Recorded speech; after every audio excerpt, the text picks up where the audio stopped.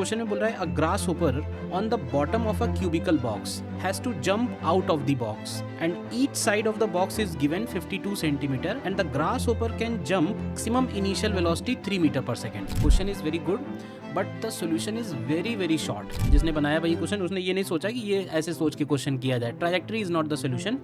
तो मैं इस क्वेश्चन को ब्रेक करने वाला हूँ। हेलो बच्चों, कैसे हैं आप सब लोग। तो आज ये एक छोटा सा वीडियो होने वाला है।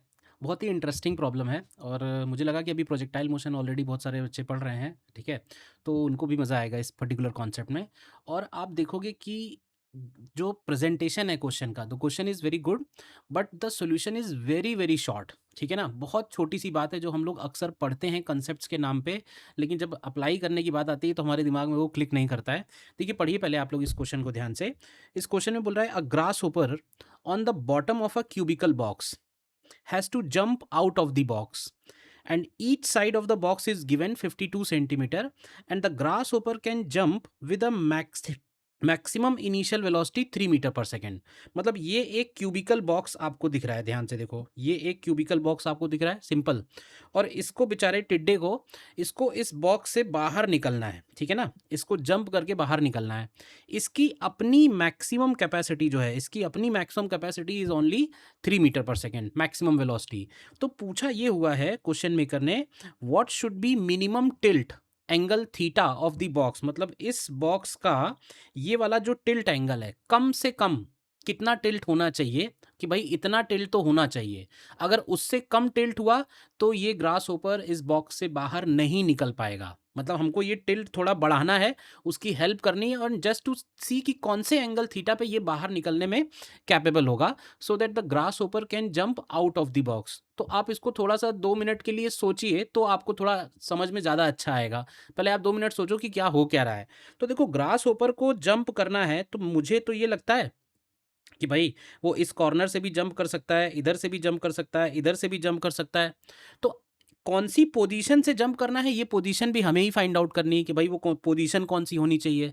और उसको मैं तो कहूँगा कि ये वाली जो वॉल है ना, ये उसके सामने हर्डल है, उसे किसी तरीके से ये वाली वॉल को क्रॉस करना है, ठीक।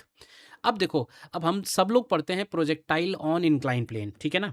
और प्रोजेक्टाइल ऑन इंक्लाइन प्लेन जब हम लोग पढ़ते हैं तो आपको यही बोला जाता है, आपने किसी भी टीचर से पढ़ा हो तो आपको यही बोला जाता है कि भाई हम लोग सबसे पहले वेलोसिटी के और एक्सीलरेशन के कंपोनेंट करते हैं, ठीक है ना।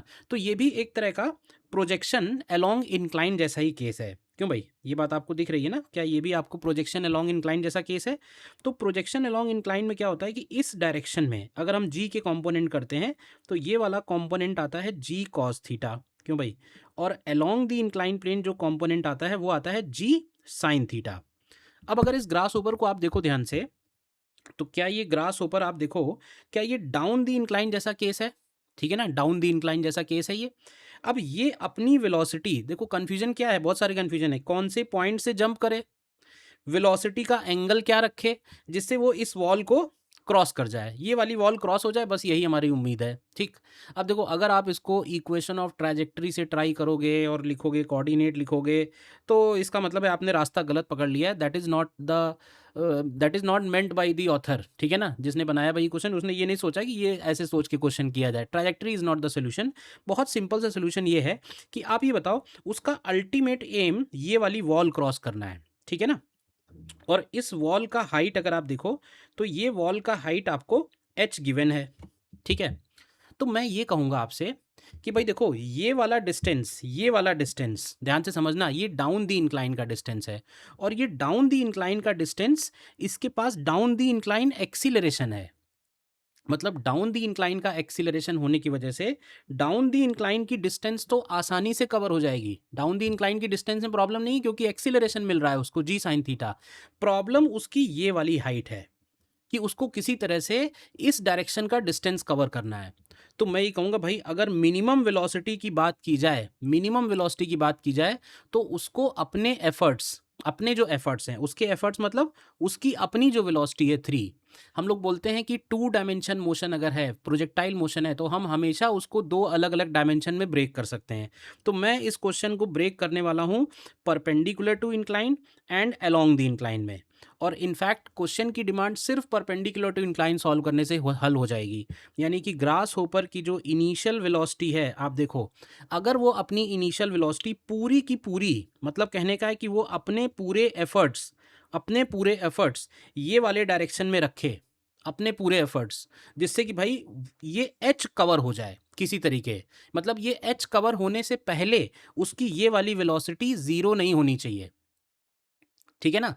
तो वो अपने ट्रैजेक्टरी के टॉप मोस्ट पॉइंट पे उसकी वर्टिकल इधर वाली वेलोसिटी जीरो हो जाएगी, ये एच कवर कर ले, तो ये वाला डिस्टेंस तो कवर हो ही जाएगा। मतलब उस टाइम से हम ये कैलकुलेट कर पाएंगे कि भाई कौन सी पोजीशन से उसको जंप करना चाहिए। ऑब्वियसली एक सर्टेन पोजीशन होगी जहां से उसको जंप करना चाहिए, एक ही पोजीशन ऐसी बनेगी। तो बस हमें सॉल्व तो इनिशियल वेलोसिटी के लिए करना है, तो आपको क्या करना है, बस काम खत्म। एक पार्टिकल जिसकी इनिशियल वेलोसिटी u है, क्यों भाई, और उसका एक्सीलरेशन ड्यू टू ग्रेविटी यानी कि रिटार्डेशन उसका जी कॉस थीटा है, मुझे उसकी मैक्सिमम हाइट h के इक्वल कर देनी है, दैट्स ऑल। तो बस आप लोग एक लाइन में लिख सकते हो v square is equal to u square plus 2as, क्यों भाई, फाइनल वेलोसिटी हम टॉप मोस्ट पॉइंट पे जीरो कर देंगे, इनिशियल वेलोसिटी हमको मिनिमम फाइंड आउट करनी है, एक्सीलरेशन की जगह हम लोग लिखेंगे माइनस का जी कॉस थीटा, और h की जगह s की जगह h आ जाएगा। बोलो भाई, तो यहां से हमको cos थीटा की वैल्यू आप देखो, तो cos थीटा की वैल्यू आपको मिल जाएगी यू स्क्वायर अपॉन 2gh, ठीक है ना, ये आपको वैल्यू मिल जाएगी। अब आपको मैं एक होमवर्क देता हूं और आप उससे आप सॉल्व करके उसका आंसर कमेंट करना, तो मैं आपको रिप्लाई करूंगा कि वो आंसर सही है या नहीं है। मुझे आप ये भी निकाल के बताओ कि भाई वो कहाँ से जंप करे, कौन सी ऐसी पोजीशन होगी जहाँ से वो जंप करे तो भाई वो सेफली बाहर निकल सकता है, ठीक है ना। तो और इसका हिंट ये है कि आपको टाइम निकालना पड़ेगा, बस बस इतना हिंट काफ़ी। आप लोग ट्राई करो कि कौन सी पोजीशन होनी चाहिए उस बॉटम पे जहाँ से वो जंप करे तो वो बाहर सेफली निकल सकता है, ठीक है ना।